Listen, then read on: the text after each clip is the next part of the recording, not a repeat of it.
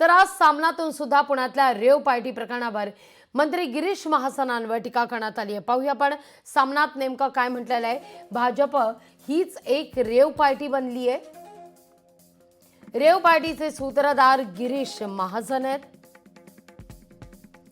फडणवीस यांना हा माणूस गोत्यात आणू शकतो। सत्तेचे अनैतिकतेचे बेफाम वारे या माणसाच्या डोक्यात आहे, असं सामनातून म्हटलंय। रेव पार्टीत खडसेंच्या जावयास अटक झाल्यानं धाडीला राजकीय महत्व आहे। खडसेंच्या जावयाला अटक होताच महाजनांना आनंद झाला, असं देखील म्हटलं जात आहे। मंत्री महाजनांच्या चेहऱ्यावरील आनंद ओसंडून वाहताना दिसला। याला एक प्रकारची विकृतीच म्हणायला हवी। खडसेंनी हनी ट्रॅपवरून महाजनांवर आरोप केलेले होते। खडसेंना धडा शिकवण्यासाठीच हे नवं प्रकरण घडवलंय की काय, अशी एक शंका सामनातून उपस्थित होतीये। या सगळ्याविषयी अधिक माहिती घेण्याकरता थेट जाऊया पुण्याला आपले प्रतिनिधी चंद्रशेखर भांगे यांच्याकडे। चंद्रशेखर, आज दोन महत्त्वाच्या घडामोडी घडतायत या सगळ्या प्रकरणामध्ये। एक तर प्रांजल खेवलकर यांच्यासह 6 जणांची म्हणजे एकूण 7 जणांची आज मात्र कोठडी संपतीये। त्यांना दुपारी विशेष न्यायालयात हजर केलं जाईल। तर तिथं खडसे सुद्धा आज पत्रकार परिषद घेतील। काय या सगळ्या संदर्भात अपडेट आहे? नक्कीच आपण पाहिलं की लागवी रविवारी या दोन्ही ह्या 7 आरोपींना ज्यावेळेस पोलीस कोठडी सुनावण्यात आली होती, त्यामध्ये आपण पाहिलं की हे जे ड्रग्ज आहे ते ड्रग्ज नेमकं कुठून आणलं होतं आता तपास पोलीस करत आहेत। आणि या ड्रग्जचा जो मुख्य आरोपी आहे तो कोण आहे आता सुद्धा तपास पोलीस आहेत ते करत आहेत। यामध्ये 3 ज्या तरुणी या सगळ्या पार्टी कथित जी रेव पार्टी होती त्या ठिकाणाहून पळून गेल्या होत्या, त्यांचा सुद्धा जो आहे तो पोलीस तपास करत आहेत।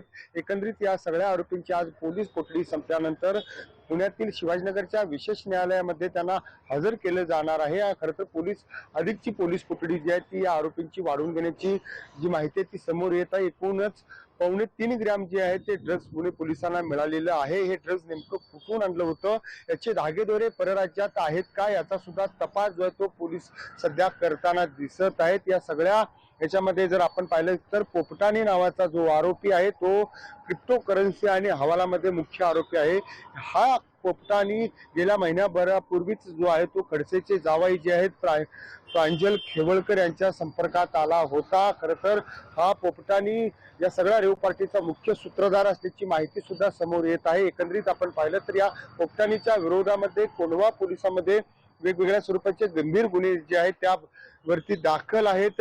खरं तर या पोपटानीनेच ही सगळी रेव पार्टी जी आहे ती का प्लॅनेट केली का, असा आरोप जो आहे तो काल लोकशाहीशी बोलताना एकनाथ खडसे यांनी केला होता। एकंदरीत आज जे आहे ते पोलीस या सगळ्या आरोपींना न्यायालयात घेऊन जाणार आहेत। त्यावेळेस पोलीस न्यायालयाच्या समोर काय जे आहेत प्रश्न समोर ठेवणार किंवा कशी मागणी करणार आहेत हे पाहणं महत्वाचं आहे। त्याचबरोबर दुसरी महत्वाची जी बाब आहे, आज एकनाथ खडसे यांची पत्रकार परिषद जी आहे ती पुण्यातील हडपसर या ठिकाणी असणार आहे, ज्या ठिकाणी आपण पाहिलं की कारवाई झाली त्याचे व्हिडिओ फोटोज व्हिज्युअल माध्यमांना कसे पोहोचले यावर सगळ्यावरती पोलिसांच्या सगळ्या कारवाईवरती प्रश्नचिन्ह एकनाथ खडसे यांनी विचारला होता। एकंदरीत पुणे पोलीस जे आहेत कोणाच्या तरी सूचनेवरून ही सगळी कारवाई करत आहेत असा आरोप सुद्धा गंभीर जो आहे तो या ठिकाणी खडसे यांनी केला होता। काल रात्री उशिरा रोहिणी खडसे यांनी पुण्याचे पोलीस आयुक्त अमितेश कुमार यांची भेट घेतलेली आहे। एकंदरीत आपण सगळ्या घडामोडी पाहिली तर 10 वाजताची जी पत्रकार परिषद पुण्यातील हडपसर या ठिकाणी होणार आहे